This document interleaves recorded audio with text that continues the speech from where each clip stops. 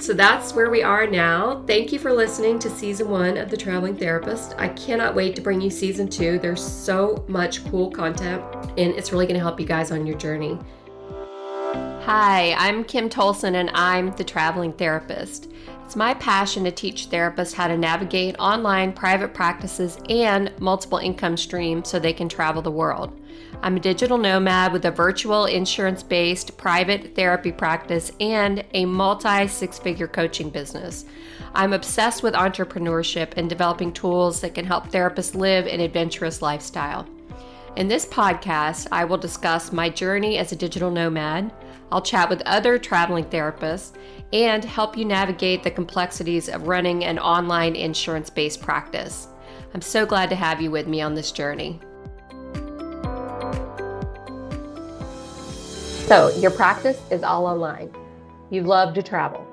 Now what? I'm so excited to announce the Traveling Therapist course waitlist is open for signups. I've put together a comprehensive course showing you how to travel the world, fund your traveling obsession, and still see your clients. In this course, you'll learn from actual traveling therapists that are already making this lifestyle a reality. This bundle course includes 20 plus trainings from therapists that are already doing it. Myself, developing multiple income streams to fund your traveling obsession. Patrick Casale, how to take 1 week off every single month. Amber Lyda, how to have an online therapy practice and travel the world. She's the expert in this.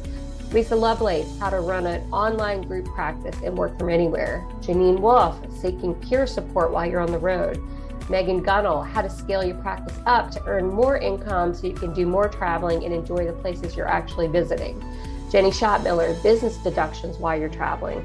Cindy Gonzowski, how to manage different relationship styles while you're traveling. Jen Hyatt's talking about how to navigate time zones and stay sane. She was actually navigating, I think, 3 or 4 time zones at the same time at one point. She's an expert in this.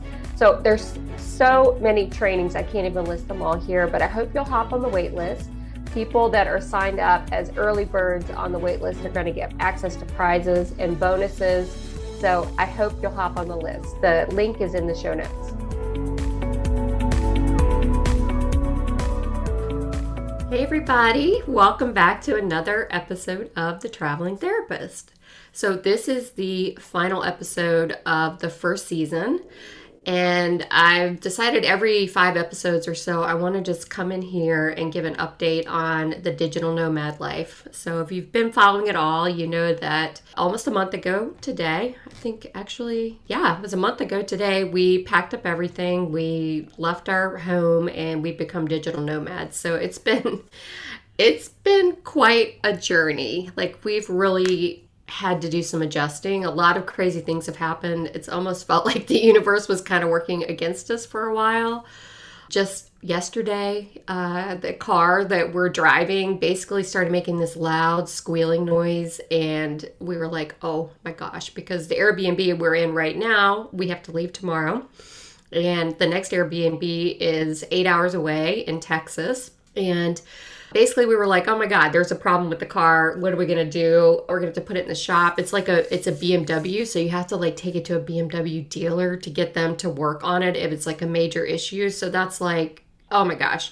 The closest BMW place was 45 minutes from where we're staying right now. And their first appointment is March 12th, if that tells you anything. It's March 2nd right now. So for the last 24 hours, I've kind of been freaking out. Anyway, we ended up towing it to a local shop just to see if it was like just a little something. And it turns out it was like a rock got stuck between the dust plate and the rotor of the brake. And it was causing this really loud noise. And it was like $70 to get it fixed. And the rock was like a pebble. Anyway, thank God, because I was like, I just can't. I don't even know how to deal with this situation. Our other car is like all the way in Fort Lauderdale. We're in Panama City Beach right now. So it was just going to be a huge mess. So needless to say, I'm still trying to figure out the logistics of all this stuff. But I got a little sidetracked because I did want to say that this is the last episode, and it's just been such an amazing season. It's been so exciting to launch this thing, to try to figure out how to even do a podcast, because I had no idea what I'm doing, just interviewing people and talking to them. But we've had over 2,000 unique listeners, which really just warms my heart. Like, I just can't even believe it, actually. And I'm so happy to announce that we've had a couple of sponsors join the podcast. People are really interested in this topic. The sponsors are excited about, you guys as an audience and therapists that love to travel. I've got other people talking to me about sponsorship, so that's really cool. And I'm hoping I can just bring some interesting companies to you guys too throughout this process. And this is also part of my multiple income streams thing. I'm trying to see less clients, do less like one-to-one work so I can have more time to sort of explore and actually go on adventures in these places we're traveling to. So I'm not locked into 40 hours a week just working in a room somewhere with clients. So this has been a real exciting journey for me. For the second season, which is coming up soon, I've actually already recorded all of the second season, if you can believe that. I decided to change the theme a bit. So instead of interviewing therapists like us that are traveling and making it work, I decided to do an entire season on experts in the traveling field that can help guide us on our journey. So you guys would not believe these interviews. One is she's a tax expert. She specializes in foreign tax issues. So she gave a lot of really good advice around, if I'm working in Spain for 3 months, where do I pay taxes? Or if I'm gone for 8 months somewhere, who do I pay my taxes to? How do I even figure out who to pay my taxes to? So we did a whole episode on that. Another thing, I met up with somebody, you won't even believe this. She has a niche. She's a life coach, certified life coach, but she has a niche of, God, what is her title? Career break and sabbatical coach is her actual job. So she helps people take career breaks. She helps you from the planning to how to save for it, how to plan for it, how to make the right career break for you. She helps plan the trip for you. She helps you get off of social media, anything you need, this woman helps you do it. So that was a really fun interview. There were a whole lot more. You'll see them coming in the next month, 2 months. I think it's 10 episodes in season 2. So you'll see them over the next couple of months. Super excited about that. So for me, my digital nomad journey, right now, we're in Panama City Beach right now. And tomorrow we're getting up and we're heading to Galveston, Texas for a while.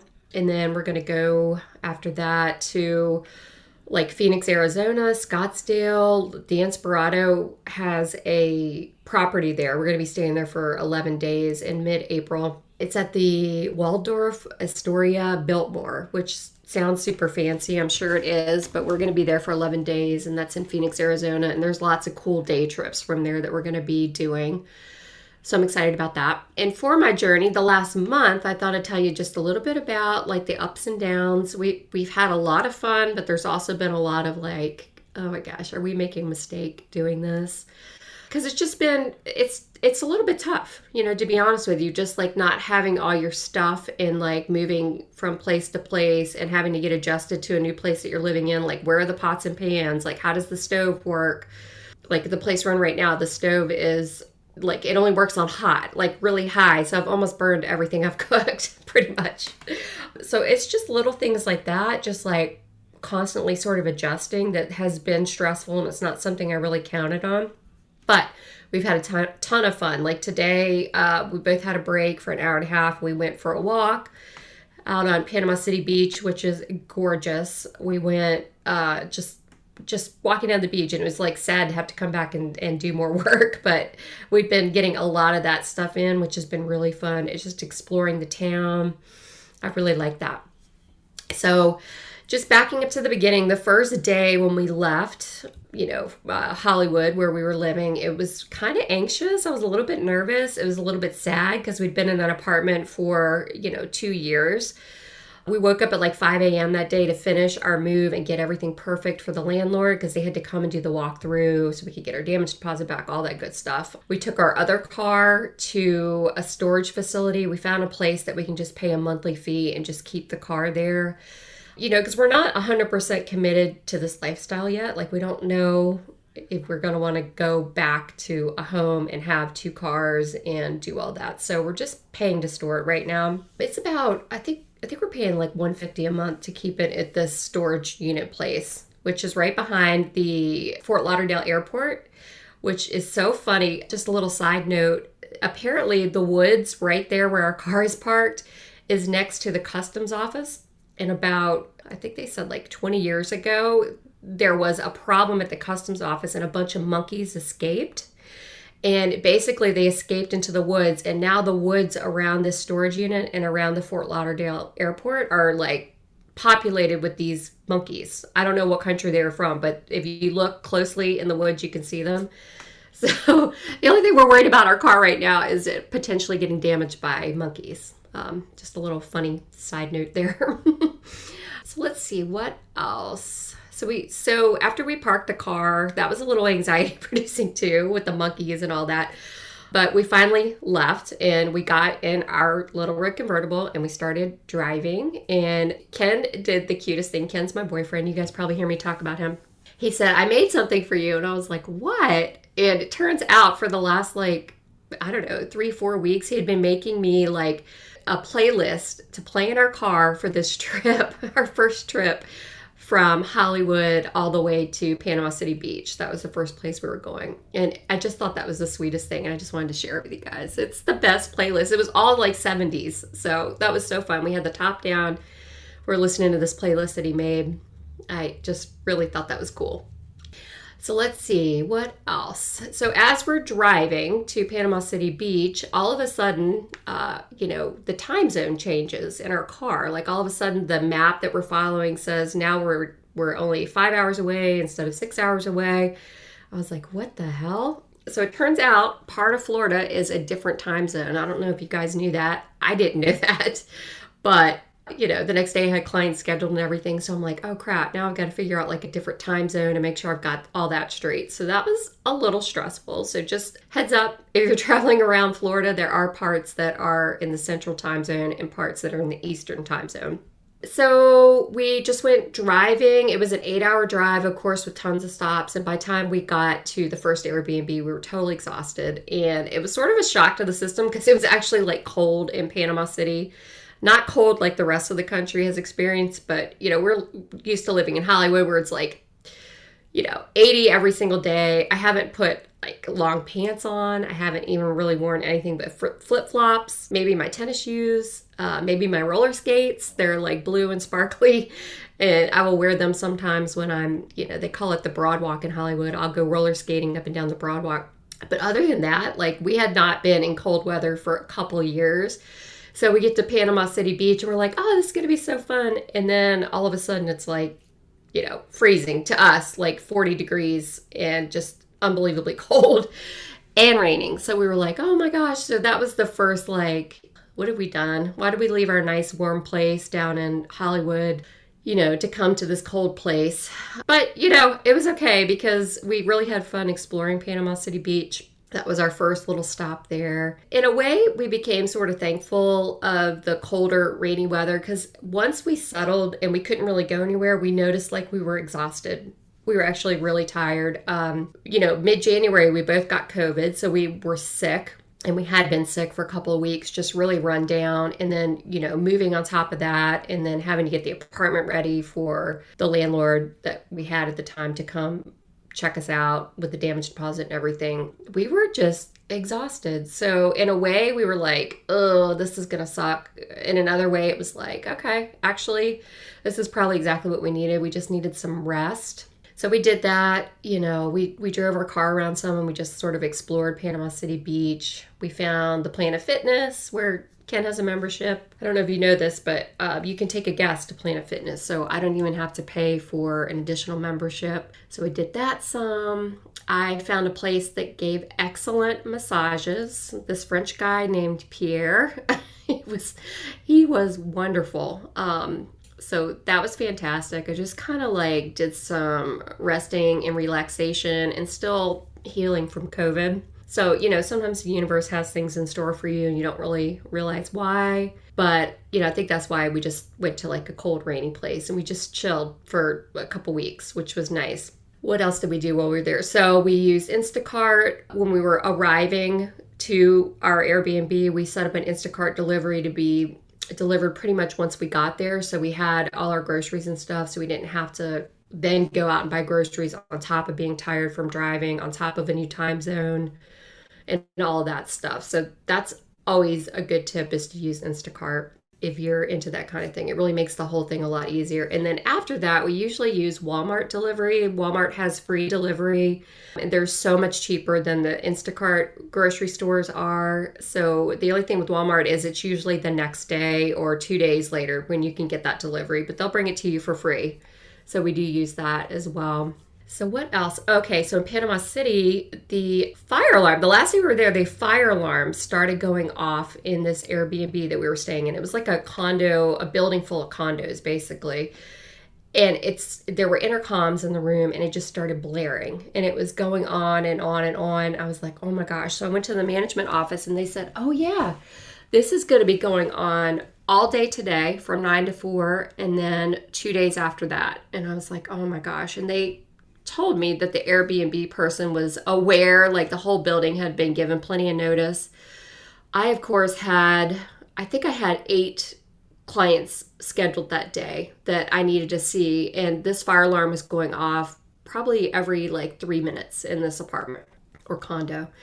So I was like, oh my gosh, what am I going to do? So I ended up canceling like the first half of the day. I contacted the Airbnb lady and I said, how long is this going to go on? Like, really? And she was like, I didn't know anything about it. She said, I'll buy your lunch. Maybe that'll make it better for you. And I was like, no, that's actually not going to make it better. So anyway, I ended up calling the Panama City Beach Library, and they had a study room that was open that I could go to. They're like soundproofed. I could go there and see my clients. The Wi-Fi was great. Thank goodness. Just every 2 hours, you have to go out and renew it. And if somebody like signs up for it while you're in there, you won't be able to use it. But that didn't happen to me, luckily, that day. So I was totally annoyed, but made it work. And I was able to see my clients, the rest of my clients that day. And then, the Airbnb lady, I finally messaged her back and said, actually, I'd love it if you'd comp this day because the building told me you were aware of this and I had to cancel a bunch of clients and I had to go find another place to work when I had counted on having this place as my last day in your Airbnb to work and, feel comfortable and have a quiet place to see my clients. I'd love if you would compensate us a day. So she did compensate me a day, which I was really grateful for, and I thanked her.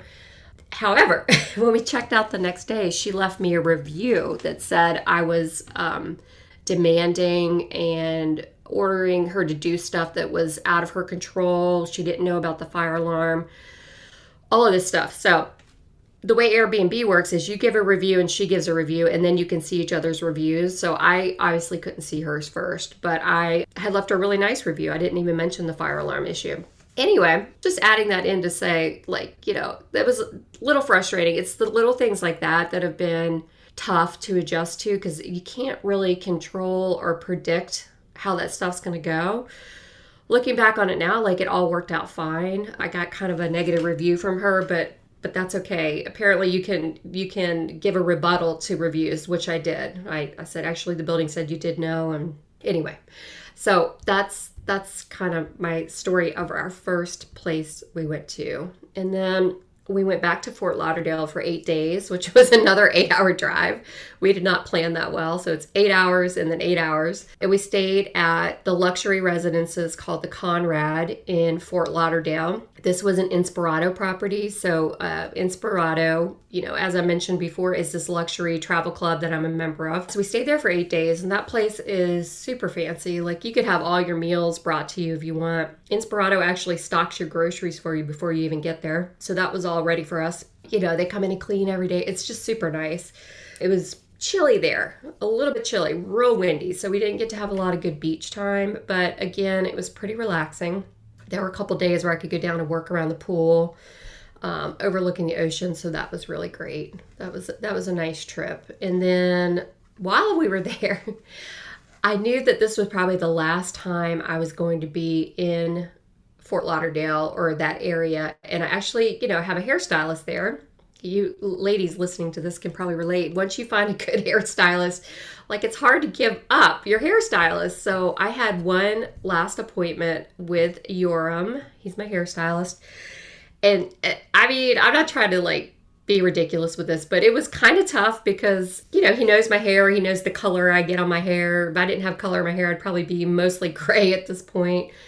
So anyway, I went and saw him and said goodbye and all that stuff, but he was nice enough to write down my color for me, like that I use. So he was so sweet. He went through every line of the color and told me what to tell the next person, and told me I had to find like a salon that specializes in this certain type of L'Oreal color. But anyway, these are the little things you don't really think about when you become a digital nomad. It's like, okay, where am I going to go to get my hair like professionally done if I'm into that kind of thing, you know? I didn't used to be, but now that I'm gray, I still need color in my hair. So that happened. I'm hoping in Galveston or Houston, I'm going to be able to find a salon because I'll be due for another cut, color, all that stuff coming up soon. Before I leave for Costa Rica, which is mid-March, I'm going to a retreat in Costa Rica with Megan Gunnell and the Thriving Therapist. There's 12 of us going. It's going to be really fun. Like yoga every day, plant-based meals, excursions, just hanging out with a bunch of girls, which is going to be so fun. I'm really looking forward to that. So that's mid-March. And Ken is actually just going to stay in the Airbnb that we rented in Texas. So I'm going to fly out of Houston to this Costa Rica thing, and then he's going to pick me back up in Houston, and we're going to stay in the Airbnb a little bit after that. So that was another thing. It's like, okay, now we're doing this digital nomad thing, but like, what if I need to go do travel by myself? Like, where's he going to go? So, you know, we rented this Airbnb in Galveston, Texas, and he's going to stay there and just hang out, and I'm going to go do this trip. So again, like, we're just really navigating all this stuff. It's been interesting to just try to figure it all out. So after we left Fort Lauderdale, we came back to Panama City Beach, and I'm still here today. We've been here for 2 weeks. We've just been hanging out. It's been nice to stay longer. We're really starting to see that we like the longer stays. A week here, a week there. It's just a little bit too stressful, I think. So we're kind of thinking like probably 2 weeks, and then anywhere from 2 weeks to a month, depending on where we are and how long we want to stay there, is what we're going to do now. So that's the plan. That's what we've figured out so far with this stuff. Let's see, some other little tidbits that we picked up on. So we have this thing called Fubo TV. Another service like it is like YouTube TV. It's basically, you can get all the cable stations and you can have a DVR, but you can travel with it. So you could take it anywhere you go. You can log in on your computer. But most of these Airbnbs have this Roku TV where you basically can log into the different apps. So Fubo is one of them on there.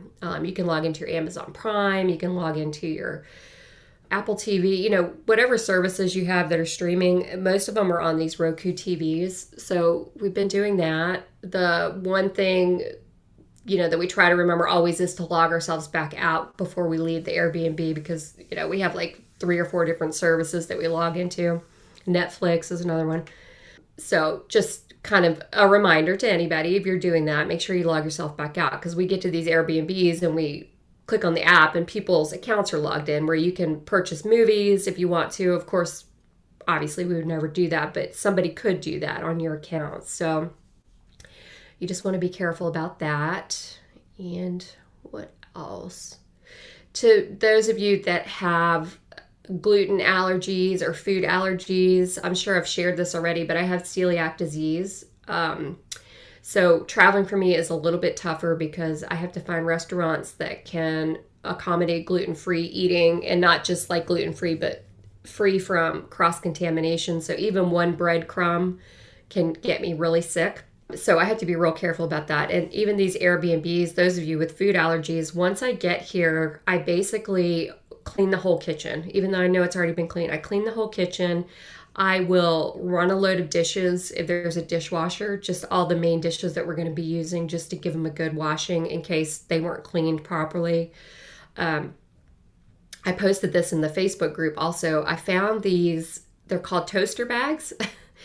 This is so exciting. For those of you that can't have gluten, this is very exciting because in these Airbnbs, there are toasters, of course, available, but I can't use them because there's breadcrumbs in the toaster. So if a breadcrumb got on my bread, I would get sick. So I found these toaster bags on Amazon that you can basically put put in the toaster and put your food in there, and you can toast it, your gluten-free bread or whatever. You can cook a whole sandwich in them in a toaster.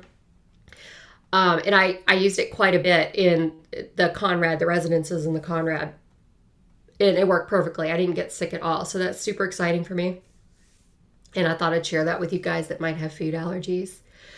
Another thing we do when we get to Airbnbs, if it's not too late, is we will wash the comforters on the beds. You know how hotels, like, they really don't, wash the blankets, like the top comforters. So if there's a washer machine, we will just pull everything off and we just wash it again, because you just never know what was changed and what wasn't. We're a little bit like germophobic, and funny that we're living in other people's houses, but it's true. So that's something that we do. Another thing that happened while we were traveling to and from the places we were going, on our way back to Fort Lauderdale, I actually had a meeting scheduled. I run a membership group. I don't know if I've talked much about it in here, but I run a membership group for therapists that are billing insurance in their private practices on their own, or some of them even have billers, but they're members of my group. If they have a problem that comes up, we have live office hours once a month. We have a live meeting with the billers once a month. And then we have like another meeting with a virtual assistant that teaches some sort of private practice, organizational type skill. But driving between these two places, I accidentally scheduled my office hours on the day that we were going to be traveling, that 8-hour drive. So we found a town that had a public library, just like as we were driving. We were Googling this as we were driving. And, I went into the library. They were able to give me a room, thank goodness. And I had my office hours in that library study room. And it was perfect. I got to use it for 2 hours. That's how long office hours is. The Wi-Fi was excellent, thank goodness. The only thing is I was a little bit flustered because, it was right up to the minute, basically, finding this place and getting there. And usually I stream these meetings. We meet in my Zoom room, but I stream them into the Facebook group, the membership group. And, normally I would just click on stream into the Bill Like a Boss group. That's the name of the membership. I did not do that. I actually streamed it onto my personal Facebook page for 2 hours. I had no idea it was streaming there. And then right at the end, I hope you guys think this is funny, but right at the end, somebody popped in the room, and it was a name I didn't recognize. I've got a lot of members. It's like close to 100 members in this group. So I was like, I probably just don't know who this is. And I said, hey, Emily, if you want to pop on the video, we've got 10 minutes left. If there's anything you want to ask, like, pop on the video and let's see if we can help you with it. And somebody turned on their video, and it was basically like a porn movie, a porn video playing. Just let that sink in. This is my membership group. There were all these members in there, people watching on my personal Facebook page, which I had no idea of. And then somebody puts this live, like, it just pops up a porn video. I don't know how it happened. They hacked the room. They used the name Emily. I thought they were a member. I let them into the room. And that went on for about 3 minutes. At first I was shocked, and then I finally figured out, oh wait, I can mute them and I can turn off their video. So I did that, and then I figured out how to kick them out of the Zoom room. So yeah, just a little humor. Like, I try to plan well, but sometimes, like, I'm not quite like in sync yet with the travel days and all these things I have on my calendar. So that was kind of awful and hilarious all at the same time, but that did happen. So I don't know what the moral of that story is, except for maybe if I had planned a little bit better, I wouldn't have been as flustered, and I would have put it into the right Facebook group, and somebody wouldn't have been able to hack my my membership group office hours meeting. So just a little side note there. Plan ahead, I guess, is my tip there if you're doing the digital nomad thing. And what else? I think that's basically all that has happened so far. I'm super excited that we're getting ready to launch the Traveling Therapist course. So you guys might have heard me mention this in the Facebook group, but I've got over 20 contributors to this course. So it's people like Amber Lyda, Megan Gunnell, Cindy Gonzowski, Patrick Casale, Jenny Schottmiller, gosh, there's so many people. I know I'm going to skip people. It's a bunch of contributors have all put together like these 30 to 40 minute trainings on different topics around being a traveling therapist or a digital nomad and being a therapist. So I'm so excited about it. The course, I think we're going to release it the first week in May, but we're going to have like a really fun sort of, I don't even know what we're going to call it yet, but a fun 5-day traveling therapist extravaganza, basically. So we're going to have just 5 days of fun in the Facebook group. We're going to have like a traveling bingo kind of thing that's going to go on all week. There's going to be prizes. I think I'm going to convince one of our members to do like a dating game thing in there. He's a single traveler. And I was like, why don't we do a dating game in the traveling therapist group and see if we can find you a traveling therapist girlfriend? So we're going to do that. One of the days I'm going to have some of the course contributors come in and just do like some Q&A stuff. If you guys have questions about different topics. And what else were we going to do? I think we're going to have like one day, I'm working on this. I don't know if this is really going to happen, but I want to get a company to donate a 3-day trip somewhere. And I'm going to ask Inspirato. I don't know if they'll do it, but that would be so cool. So I'm going to see if we can have like a grand prize winner that does the bingo game and gets on the waiting list early for the course, contributes every single day of the week. And then I'm going to do like a drawing, hopefully for a 3-day vacation is what I'm really hoping for that 5-day thing, that 5-day fun traveling extravaganza or whatever we're going to end up calling it. So I'm super excited about that.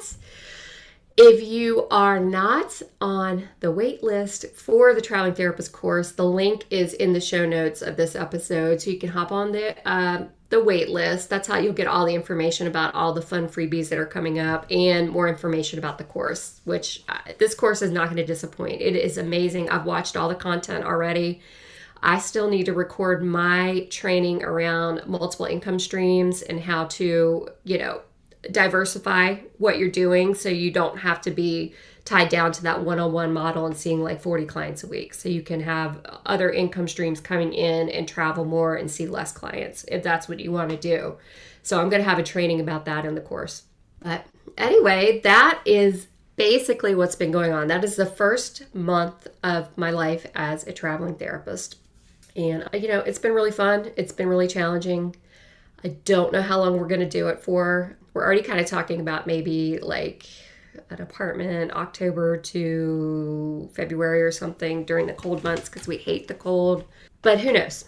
It's really up in the air. But anyway, so that's where we are now. Thank you for listening to season 1 of The Traveling Therapist. I cannot wait to bring you season 2. There's so much cool content and it's really going to help you guys on your journey.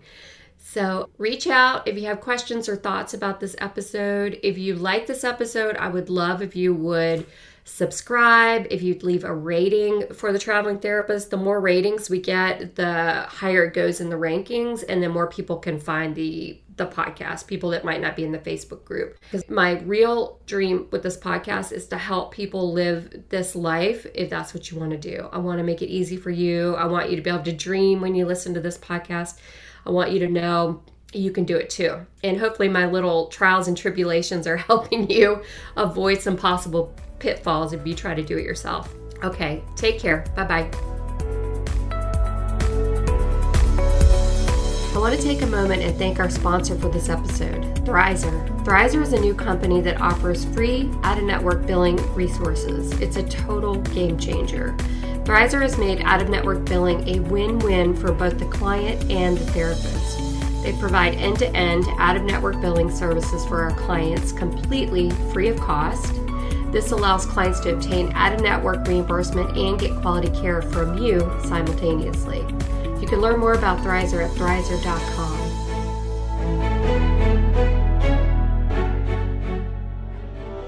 Thank you so much for listening to the Traveling Therapist podcast. For show notes, links, and downloads, head over to thetravelingtherapist.com, where you'll be able to learn more about my journey, the courses I've created for you, and other exciting resources to make your dreams become a reality. If you've enjoyed this episode, please share with your traveling therapist friends, subscribe to the podcast, and if you love this episode, please leave a review.